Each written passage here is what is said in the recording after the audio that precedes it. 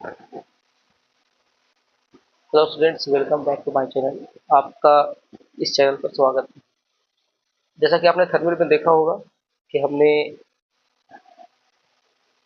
क्या लिखा है, तो वहाँ पर आप देखोगे तो आपको चीन परिपाटी के बारे में लिख दिया गया है कि चीन परिपाटी क्या है। तो चीन परिपाटी के बारे में आज हम पढ़ेंगे। चीन परिपाटी बहुत ही आसान होता है समझना। अगर आप चीन परिपाटी नहीं जान रहे हैं तो एग्जाम्स में कुछ न्यूमेरिकल क्वेश्चंस को नहीं बना पाएंगे। आज की वीडियो में मैं सिर्फ दर्पण के बारे में चीन परिपाटी बताऊंगा। फिर आने वाली अगली वीडियो में मैं लेंस के बारे में भी डिस्कस कर दूंगा। तो बने रहे हमारी वीडियो में, और जो हमारे चैनल पर पहली बार विजिट कर रहे हैं, चैनल को लाइक करें, सब्सक्राइब करें और दोस्तों के बीच में शेयर करें। चीन परिपाटी क्या है? चीन परिपाटी समझना अगर आपको है तो आपको ये समझना होगा ये क्या है। ये है 10th क्लास और 9th क्लास में जो बच्चे पढ़ते हैं उनको ग्राफ बनाने के लिए दिया जाता है। तो आपने गौर किया होगा ग्राफ बनाते वक्त आपको यहाँ पर प्लस का एक्स यानी एक्स अक्ष का धनात्मक दिशा, यहाँ एक्स अक्ष का ऋणात्मक दिशा, वाई अक्ष का धनात्मक दिशा और वाई अक्ष का ऋणात्मक दिशा आप सभी को पता होगा, मुझे उम्मीद है। और यहाँ पे होता है मूल बिंदु, जिसको ओ से रिप्रेजेंट करते हैं। और मूल बिंदु का निर्देशांक 0,0 होता है। तो अगर आप ये जान रहे हैं, आप कहेंगे सर आप फिजिक्स पढ़ा रहे हैं तो आप मैथ पर डिस्कशन कर रहे हैं। देखिए, अगर इस मैथ को आप समझ जाएंगे, इस डायग्राम को समझ जाएंगे, तो चीन परिपाटी आपके लिए आसान हो जाएगा। तो चीन परिपाटी में क्या करना है, हमें वस्तु दूरी पॉजिटिव होगा या निगेटिव होगा, प्रतिबिंब दूरी पॉजिटिव होगा निगेटिव होगा। वस्तु अगर वास्तविक बन रहा है तो वो निगेटिव में उसकी ऊंचाई होगी या पॉजिटिव में ऊंचाई होगी। किसी ऑब्जेक्ट को किसी दर्पण पर रखेंगे तो वो वस्तु की जो ऊंचाई होगी या उसकी प्रतिबिंब की ऊंचाई होगी वो निगेटिव होगी या निगेटिव पॉजिटिव होगी। किसी को इसमें समझना होता है। तो जैसा कि आप देख रहे हैं प्लस, यहाँ भी प्लस, इधर माइनस इधर माइनस। तो इससे आप याद रखोगे, अगर ये समझ गए हो तो फिर आपको चीन परिपाटी समझने में कोई भी प्रॉब्लम नहीं आएगा। तो चलिए हम आपको अच्छे तरीके से समझाने की कोशिश करेंगे। तो दोस्तों आप समझ लीजिए, मान लीजिए 2 मिनट के लिए यहाँ पर आपको समझाना समझाना चाह रहा हूँ, ध्यान से समझिए।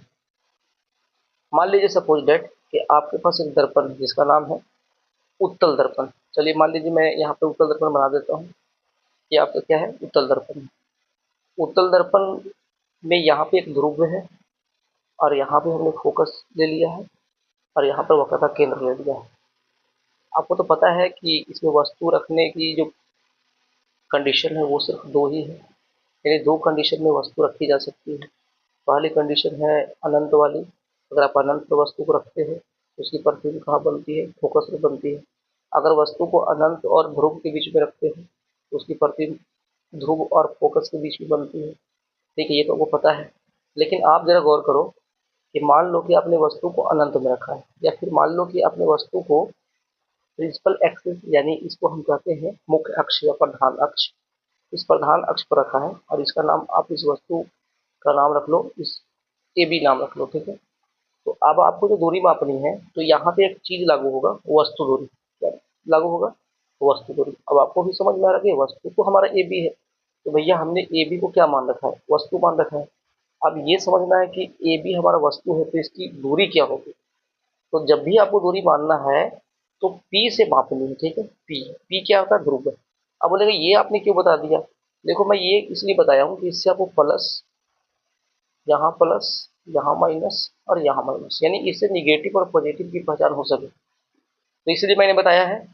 तो जैसा कि आप देख सकते हो कि यहाँ पर पी ध्रुव है हमारा और वस्तु यहाँ पे रखी हुई है, तो ये वस्तु दूरी क्या कहलाएगी, क्या ये पॉजिटिव में होगी या निगेटिव में होगी। तो आइए इससे समझ लेते हैं। जैसे ये आप यहाँ पे मूल बिंदु पे हैं, तो मूल बिंदु से अगर इस दिशा में जाओगे तो आप माइनस में जा रहे हो ना, ऋणात्मक में जा रहे हो। उसी तरह से ठीक इसमें आप देखो गौर से कि अगर आपको वस्तु दूरी मापोगे तो आप इधर जा रहे हो, इस तरफ जा रहे हो, जैसा कि यहाँ देख रहे हो। तो भैया यहाँ पर वस्तु दूरी क्या हो जाएगी, माइनस में। तो वस्तु दूरी माइनस यू। तो आपको समझ में आ गया, ठीक है ना। आपको समझ में आ रहा, मान लीजिए कि ये जो वस्तु हमने ए बी रखा है इसकी प्रतिबिंब यहाँ पर बनता हुआ दिख रहा है। मान लीजिए इसका नाम ए डैश बी डैश है। अब आप सोचेंगे यार वस्तु दूरी तो हमने निगेटिव में रखा, माइनस यू कर दिया। ठीक है, चाहे जितनी दूरी हो, यहाँ से यहाँ की दूरी 10 सेंटीमीटर क्यों ना हो। मान लो कि यहाँ से यहाँ की दूरी 10 सेंटीमीटर, सपोज डेट मान कर चलिए, तो यहाँ पे इसकी दूरी -10 सेंटीमीटर लिखना पड़ेगा। अब इसकी जो प्रतिबिंब बन रही है वो ध्रुव तथा फोकस के बीच बन रही है। तो आप सोचोगे यार कि इसकी दूरी कैसे मापेंगे, तो इसकी दूरी मापने के लिए आप देखो ग्राफ को देखो। इस ग्राफ को आप देख रहे हो ना, ये मूल बिंदु है, तो मूल बिंदु से अगर आप उधर जाओगे, उस तरफ जाओगे, देखो इस तरफ जाओगे तो इधर जितनी भी दूरी होगी इस तरफ की पॉजिटिव में होगी। इसका मतलब है कि उत्तल दर्पण में, मैं उत्तल दर्पण की बात कर रहा हूँ, इसमें जो है आप ध्रुव से अगर आप दूरी मापेंगे इस प्रतिबिंब की, तो देखो इस प्रतिबिंब की दूरी क्या होगी, यहाँ से इसकी प्रतिबिंब यानी ए बी वस्तु है, और ए बी वस्तु की प्रतिबिंब ए डैश बी डैश बना है, तो पी से अगर ए बी की दूरी मापोगे, पी से ए बी की दूरी मापोगे, तो ये दूरी इस तरफ जा रही है, तो इस तरफ जा रही है ना, इस तरफ जा रही है। तो अगर हम कोई भी चीज़ इस तरफ जा रहा है, मान लीजिए यहाँ पर आप देख सकते हो ग्राफ में कि ये तीर इस तरफ जा रहा है ना, तो अगर इस तरफ जाएंगे तो हम प्लस में जाएंगे ना। इसी तरह से इसमें जो प्रतिबिंब दूरी होगी जो वो प्लस में होगी, तो आप लिख सकते हैं प्रतिबिंब दूरी। मैं लिखता हूँ प्रतिबिंब दूरी। तो प्रतिबिंब दूरी क्या हो जाएगा भाई, तो प्रतिबिंब दूरी जो होगा प्लस में होगा, प्लस का भी हो जाएगा। मान लीजिए कि प्रतिबिंब दूरी यहाँ से यहाँ की दूरी 5 सेंटीमीटर, मान लीजिए सपोज डेट कि 5 सेंटीमीटर है, ठीक है, तो यहाँ पर क्या हो जाएगा प्लस का 5 सेंटीमीटर। और दोस्तों एक बात और समझना है कि आपने तो देख लिया वस्तु दूरी ए बी है, वस्तु दूरी जो है आपको देखा हुआ है ए बी, तो इसको माइनस यू यानी -10 सेंटीमीटर, और इसकी प्रतिबिंब बन रही है ध्रुव और फोकस के बीच में यानी उस तरफ। तो यहाँ से आप तकाजा लगा सकते हो, अंदाजा लगा सकते हो। इधर हम चलते हैं तो इधर प्लस पॉजिटिव में दूरी मापी जाती है, तो प्रतिबिंब दूरी प्लस भी मैंने लिखा हुआ है, +5 सेंटीमीटर, क्योंकि आप उधर की जितनी भी दूरी मापोगे सब प्लस में मापोगे, ठीक है। तो आपने ये समझ लिया। अब यहाँ पर सवाल है कि भैया वस्तु जो आपको दिख रही है, देखिए इसको बोलते हैं द हाइट ऑफ ऑब्जेक्ट, इसको क्या बोलते हैं द हाइट ऑफ ऑब्जेक्ट। तो हाइट ऑफ ऑब्जेक्ट को एच ओ भी कहा जाता है, H O, you know H O का मतलब क्या हुआ, हाइट ऑफ ऑब्जेक्ट, यानी जो हमारा यहाँ पर वस्तु है, वस्तु की ऊंचाई, आप कह सकते हैं ना वस्तु की ऊंचाई, यहाँ पर बोल सकते हैं ना वस्तु की ऊंचाई, एच ओ क्या हुआ, हाइट ऑफ ऑब्जेक्ट, वस्तु की ऊंचाई। तो हाइट ऑफ ऑब्जेक्ट उसी को बोलते हैं, ऑब्जेक्ट का मतलब क्या होता है वस्तु, हाइट ऑफ ऑब्जेक्ट। तो अगर आप हाइट ऑफ ऑब्जेक्ट माप रहे होगे वस्तु की ऊंचाई, तो देखो आप वस्तु की ऊंचाई मापोगे ना भाई, तो एरो का निशान ऊपर दिख रहा है, यदि नीचे से ऊपर जाएंगे हम, अगर नीचे से ऊपर जाएंगे तो इसको ग्राफ को देखो, अगर आप नीचे से ऊपर जाओगे तो प्लस पॉजिटिव में जाओगे। तो मान लो कि इस वस्तु की ऊंचाई 20 सेंटीमीटर है, 20 सेंटीमीटर ऊंची वस्तु है, तो आप क्या लिखोगे प्लस में, वस्तु की ऊंचाई क्या में रखोगे प्लस में रखोगे, तो इसको भी प्लस में आप रखोगे, वस्तु की ऊंचाई को पॉजिटिव में रखोगे, ठीक है। तो अगर 20 सेंटीमीटर ऊंचाई है तो आप क्या लिखोगे +20 सेंटीमीटर, समझ में आ रही बात, +20 सेंटीमीटर लिखोगे। अब मान लीजिए जाए कि अगर आप उत्तल दर्पण एक ऐसा दर्पण है जिसमें केवल किसी भी वस्तु का प्रतिबिंब हमेशा काल्पनिक बनता है, याद रखिएगा हमेशा आभासी बनता है, हमेशा काल्पनिक बनता है। उत्तल दर्पण और समतल दर्पण एक ऐसा दर्पण है जिसमें किसी भी वस्तु का प्रतिबिंब आभासी यानी काल्पनिक बनता है, और काल्पनिक के साथ सीधा बनता है, याद रखिएगा काल्पनिक बनेगा और सीधा बनेगा। तो आप यहाँ समझिए वस्तु दूरी -u, बिल्कुल पहचानना आसान है, आप रट रट के मर जाओगे पर सीख नहीं पाओगे। देख लो यहाँ पर मैंने इसको एक बता दिया है, जब भी भूलने लगो तो 9 क्लास या 10 क्लास का जो ग्राफ पढ़े हो उसमें प्लस माइनस प्लस माइनस निर्धारित करो, और मान कर चलो कि जो ये आपका जो दर्पण है ना वो इस पर बैठा हुआ है, मान कर चलो अगर आप इस पर दर्पण रखोगे तो खुद ही पता चल जाएगा कि इधर माइनस में है, उधर प्लस में जाना है, ऊपर जाएंगे तो प्लस में, नीचे आएंगे तो माइनस में। तो मैं समझता हूँ कि उत्तल दर्पण वस्तु के लिए बहुत रखने के लिए या किसी भी चीज़ को रखने के लिए और उसकी दूरी को निगेटिव और पॉजिटिव निर्धारित करने के लिए ये जो ग्राफ है ना, ये जो डायाग्राम है, it is very most important यार, ये काफ़ी ज़्यादा जो है इम्पोर्टेंट है मुझे लगता है। तो आपको भी वीडियो अच्छा लग रहा होगा तो आप वीडियो को सब्सक्राइब करो, लाइक करो और अच्छा कमेंट करो। तो देखो यार, अगर मान लीजिए सपोज डेट कि इसमें तो वस्तु की प्रतिबिंब जो है, देखो देख सकते हो आप लोग, इसमें वस्तु की प्रतिबिंब क्या है, इसमें वस्तु की प्रतिबिंब की जो ऊंचाई है ना वो पॉजिटिव में, क्यों, क्योंकि देखो ऊपर प्लस है, ऊपर प्लस है, तो यहाँ भी वस्तु को देख सकते हैं, ये भी किसमें प्लस में है, यू नो इसकी ऊंचाई प्लस में होगी, तो वस्तु की ऊंचाई क्या होगी भाई प्लस में। यहाँ प्रतिबिंब की ऊंचाई, अब आप देख ध्यान दो, प्रतिबिंब की ऊंचाई मैं आपको लिख कर दिखाता हूँ, प्रतिबिंब की क्या लिख देता हूँ, प्रतिबिंब की ऊंचाई, तो भैया प्रतिबिंब की जो ऊंचाई होगी ना तो इसको भी प्लस में देंगे, क्यों देंगे ध्यान से समझिए, क्योंकि प्रतिबिंब देखो इसका यहाँ बना है, काल्पनिक प्रतिबिंब है, सीधा है यानी आभासी है, तो काल्पनिक प्रतिबिंब ये देखो ए है तो ए डैश हो गया, बी है तो बी डैश हो गया। यानी ये दिखा रहा है कि एरो ऊपर की तरफ जा रहा है, तो ऊपर की तरफ तो पॉजिटिव में होता है, तो यहाँ पर प्रतिबिंब की जो ऊंचाई होगी वो भी प्लस में। मान लीजिए इसकी प्रतिबिंब की ऊंचाई यहाँ पर मान लीजिए कि 10 सेंटीमीटर, मान लीजिए सपोज डेट, तो ये भी प्लस 10 सेंटीमीटर हो जाएगा। तो आज के बाद से भूलना नहीं, ठीक है, याद रखना।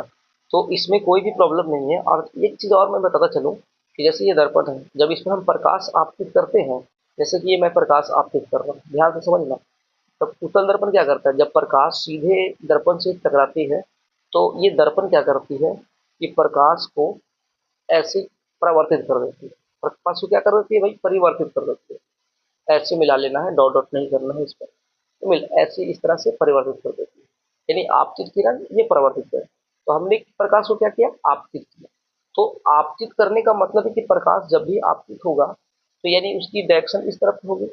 तो प्रकाश की आपतित की दिशा में जो भी वस्तु उस तरफ होगी वो सब पॉजिटिव में होगी। और प्रकाश के आपतित दिशा के विपरीत, जैसे मान लो कि ये इधर जा रहा है तो इधर जाएगा तो ये आपतित प्रकाश है, जो दर्पण पर जा रहा है।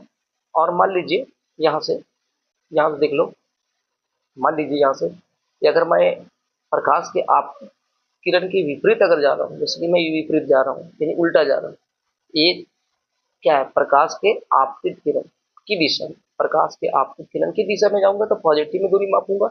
और प्रकाश के आपतित किरण की विपरीत दिशा में अगर मैं इस तरफ आ रहा हूँ तो ये निगेटिव में आ रहा है। तो इसीलिए आपको वस्तु दूरी जो आपको लिखता हुआ दिख रहा है ना, वस्तु दूरी, तो वस्तु दूरी को मैंने क्या लिखा, माइनस में, क्योंकि यहाँ से हमको पी से ही मापना है। तो पी से मापेंगे तो भैया तो क्या हो जाएगा, माइनस भी हो जाएगा। और अगर आप देख सकते हो कि अगर हम मान लीजिए बाई द वे कि अगर हम इधर की वस्तु प्रतिबिंब को मापेंगे तो इस तरफ से उस तरफ जाएंगे, ये प्रकाश के आपतित किरण की दिशा की ओर है। और ये प्रकाश के आपतित किरण की दिशा के विपरीत ओर है। तो विपरीत में क्या हो जाएगा दोस्तों, माइनस हो जाएगा, जैसा कि आप देख सकते हो वस्तु दूरी माइनस में हो रहा है और यहाँ पे प्रतिबिंब दूरी जो है वो प्लस में हो रहा है। तो आई होप डेट आप समझ में आ गया होगा आप सभी को, इससे आप बिल्कुल समझ सकते हो, ठीक है। तो अभी मैंने दर्पण की बात कर ली जो उत्तल दर्पण था, अब अवतल दर्पण की बात करने वाला है, ठीक है, समझ रहे हो। तो अगर आपको ये समझ में नहीं आ रहा है तो ध्यान से देखो, सब कुछ समझ में आ रहा है, क्लियर, समझ में आ रहा है सभी को। दोस्तों मैं आपको अब उत्तल दर्पण बनाकर दिखाने वाला हूँ, उत्तल दर्पण नहीं सॉरी, अवतल दर्पण। तो अवतल दर्पण बनाकर दिखाने वाला हूँ, उत्तल दर्पण तो मैंने बता दिया, ये है हमारा उत्तल दर्पण। अब हम बताने वाले हैं दोस्तों अवतल दर्पण, ठीक है। तो अवतल दर्पण में क्या करेंगे हम लोग, ये हमारा है अवतल दर्पण, क्लियर। तो हमने यहाँ पे बना लिया है अवतल दर्पण। अवतल दर्पण की परावर्तक क्या होती है दोस्तों, 10 डिग्री, 10 डिग्री होती है। तो दोस्तों आप सभी को एक चीज़ और बताता चलूँ कि आप सभी को समझ में एक बात आनी चाहिए। जैसे कि मैं इसमें आपको एक चीज़ और बताऊंगा, पी से, जैसे कि यहाँ से देख सकते हो पी से एफ की दूरी, तो यहाँ से फोकस दूरी हो जाती है ना, यहाँ से फोकस दूरी होती है। तो जैसे कि भाई फोकस दूरी की बात की जाएगी तो आप खुद ही बता दो कि फोकस दूरी मैं आखिरकार किस में मापूंगा, पॉजिटिव में, निगेटिव। पी से एफ की दूरी, तो मैं किधर जा रहा हूँ, प्रकाश की दिशा की ओर जा रहा हूँ, प्रकाश के आपतित किरण की ओर जा रहा हूँ, यानी मैं पी से एफ को मापूंगा तो उधर जाऊंगा ना, उस तरफ जा रहा हूँ, तो उस तरफ क्या है, प्लस। तो फोकस दूरी भी प्लस में हो जाएगा, ठीक है। और पी से सी की दूरी अगर मुझे मापना है, मान लीजिए कि मुझे पी से सी की दूरी मापनी है, तो पी से सी तक मतलब मान लीजिए कि वक्र का केंद्र पर कोई वस्तु है, ठीक है। तो पी से सी की दूरी जो हमारी होगी ना, वस्तु दूरी होगी या सी पर कोई भी, यानी आप पी से सी की दूरी भी बोल सकते हैं आप, या कोई वस्तु भी रखकर इसको दिखा सकते हैं। तो पी से सी की दूरी, तो मुझे उधर तरफ जाना है यानी उस तरफ जाना है, तो पी से सी यानी उस तरफ जाने के लिए मुझे कौन सी दूरी लेनी होगी, प्लस की दूरी लेनी होगी, क्योंकि आप देख सकते हो उधर मैं जाऊंगा तो प्लस की दूरी लेनी। तो ये क्लियर हो गया है ना। दोस्तों जैसा कि आप जानते हो कि अवतल दर्पण में वस्तु रखने की जो स्थिति है, कंडीशन जो है वो 6 है। या तो वस्तु को आप अनंत पर रखोगे, पहली कंडीशन। दूसरी कंडीशन क्या है कि वस्तु को अनंत तथा वक्रता केंद्र के बीच में रखोगे। तीसरी कंडीशन आपको वस्तु को वक्रता केंद्र पर रखनी होगी। चौथी कंडीशन है कि वक्रता केंद्र या एक के बीच में रखनी है। या तो फिर पांचवी कंडीशन में आप एक पर रखोगे। और ये छठी कंडीशन जो है फोकस और आप ध्रुव के बीच रखोगे, तो छठी कंडीशन।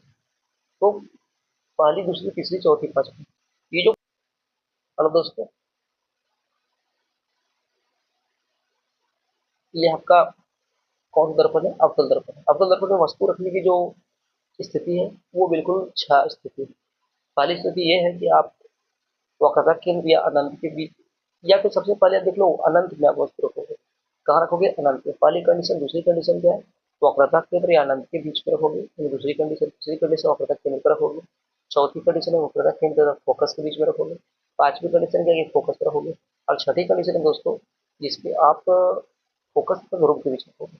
तो इसमें जो 1 2 3 4 5 की पांचवी यानी 1 से लेकर 5 तक की जो कंडीशन है, इसमें वस्तु की जो प्रतिमा होती है ना, वो कैसी बनती है? वास्तविक बनती है। क्या बनती है? वास्तविक बनती है। और वास्तविक बनती है तो उल्टा भी बनती है, यानी वास्तविक जो बनेगा प्रतिबिंब वो उल्टा हो जाएगा। तो वास्तविक वाला क्या होगा? उल्टा होगा।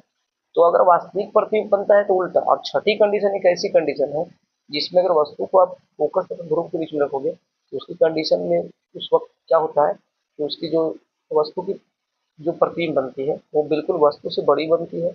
वस्तु से बड़ी बनने के साथ साथ ये जो है सीधा बनते हुए आपको दिखाई देता है। सीधा के साथ साथ अब सीधा है तो भैया आभासी हो जाएगा, यानी जिसको काल्पनिक भी कहते हैं। आभासी या काल्पनिक एक ही हो जाता है, ठीक है। तो याद रखना, दिमाग में घुसा लो, सीधा है तो आभासी, अवास्तविक है तो उल्टा। तो आप क्वेश्चन यहाँ पर ऑब्जेक्टिव में किया जाएगा कि वह कौन सा दर्पण है जिसमें वास्तविक तथा सीधा या वास्तविक तथा आभासी दोनों प्रतिबिंब बनता है। तो वास्तविक तथा आभासी किसमें बनेगा? अवतल दर्पण में। अवतल दर्पण में। बाकी और भी जो उत्तल दर्पण की बात की गई है, समतल दर्पण की बात की, ये दोनों दर्पण में जो प्रतिबिंब बनता है हमेशा काल्पनिक बनता है, ठीक है। उत्तल दर्पण में भी हमेशा काल्पनिक, समतल में भी हमेशा काल्पनिक। लेकिन अगर आप अवतल दर्पण की बात करेंगे तो अवतल दर्पण में 5 कंडीशन ऐसी है जिसमें वास्तविक उल्टा और एक कंडीशन ऐसा है जिसमें सीधा आभासी। ये याद रखना है। अगर आप इतना जान रहे हो तो आप इसको देखो, इसको देखो। इससे आप किसी भी तरह से आप इसमें कोई भी डाउट नहीं रहेगा, आप आराम से पता कर लोगे। तो चलिए हम इसको आपको बताने वाले हैं। चलिए मान लीजिए कि आपके पास ये अवतल दर्पण है, ठीक है। अवतल दर्पण है, देख लिया। नाम इसका कुछ भी रख लो यार, एवन रख लो, कुछ भी रख लो। मैंने इसको डिटेल पढ़ा रखा है, part 1 part 2 part 3 part 4 part 5 video में। तो आप जाकर वहां से देख सकते हो फिर इसको, अगर आपने नहीं देखा है। तो जैसा कि आप ये देख रहे हैं, क्लियर। अब यहाँ पर एक बात को समझो। मान लेते हैं, देखो मैं यहाँ पर रखकर नहीं दिखाऊंगा कि वस्तु कैसे रखेंगे, क्या रखेंगे। इसके लिए प्रॉपर एक वीडियो बना रखा है, वहां जाकर देख लो। डिस्क्रिप्शन में लिंक दे दूंगा, ठीक है। वहां से जाकर वीडियो वॉच कर लो। वहां पे आपको वीडियो का लिंक देखने को मिल जाएगा, वहां से जाकर के आप देख लो। या फिर हमारे प्ले लिस्ट में जाकर देख सकते हैं, वीडियो वहाँ पर पड़ी हुई है। अगर आपको डिटेल समझ में नहीं आ रहा है तो यहाँ पर मैं वस्तु को चूंकि रख कर नहीं दिखाने वाला हूँ, यहाँ पर ओनली फॉर मैं आपको बताने वाला हूँ कि ये जो पॉजिटिव नेगेटिव का चक्कर क्या है, ये क्यों स्टूडेंट इसमें जो है प्रॉब्लम कर जाते हैं, न्यूमेरिकल क्वेश्चन क्यों नहीं बन पाता है इनसे। तो न्यूमेरिकल क्वेश्चन का भी वीडियो अपलोड करेंगे, पर इसको समझो। इसके बाद दोस्तों हम एक वीडियो लाने वाले हैं दर्पण सूत्र अवतल दर्पण में और दर्पण सूत्र उत्तल दर्पण में, दोनों में प्रूव करने के लिए। तो वो भी हम आपको बताएंगे, इसके बाद जस्ट वीडियो अपलोड करेंगे, ठीक है। तो यहाँ पर देख लो। चलो अब यहाँ पर क्या होता है, जैसा कि यहाँ पर आपने देखा था कि यहाँ ध्रुव है और फोकस और वक्रता केंद्र। तो यहाँ पर देखोगे दर्पण के अंदर आपको क्या दिख रहा है? फोकस और ये बिंदु आपको दिख रहा है, वक्रता केंद्र। तो यहाँ पर देख लो और यहाँ पर देख लो। ऐसा क्यों है, मैंने आपको वीडियो में बता रखा है। अब यहाँ पर क्या प्रॉब्लम है कि जैसे मान लो कि कोई भी आप ले लो, मतलब कहीं भी वस्तु रख लो। मैं आपको बताने वाला नहीं है कि कहाँ वस्तु रखोगे आप। जैसे कि मान लो कि मैंने एक वस्तु रख लिया। अब इस वस्तु को हमने रखा, मान लीजिए कि इस वस्तु का नाम ए बी है। तो आपको मैंने क्या बताया कि वस्तु दूरी आप क्या मापोगे? तो भैया आप वस्तु दूरी क्या मापोगे, यानी ये जो आपका पी है ध्रुव, ध्रुव से वस्तु दूरी मापोगे। यानी आप इधर जा रहे हो, यानी इस तरफ जा रहे हो ना, तो यहाँ से आप इस तरफ जा रहे हो। तो जब आप मूल बिंदु से इस तरफ जा रहे हो, इस दिशा में जा रहे हो, तो यहाँ भी देख लो ये मूल बिंदु है। मैं मूल बिंदु इसको नहीं बोल रहा हूँ, ये क्योंकि ध्रुव है। मेरा कहने का मतलब है कि मैं यहाँ से बता रहा हूँ आपको, ये मूल बिंदु है। तो मूल बिंदु की इस दिशा में अगर जाओगे तो आप निगेटिव में जा रहे हो। उसी तरह से यहाँ पर ध्रुव है, तो ध्रुव से अगर इस दिशा में जा रहे हो तो आप निगेटिव में जा रहे हो।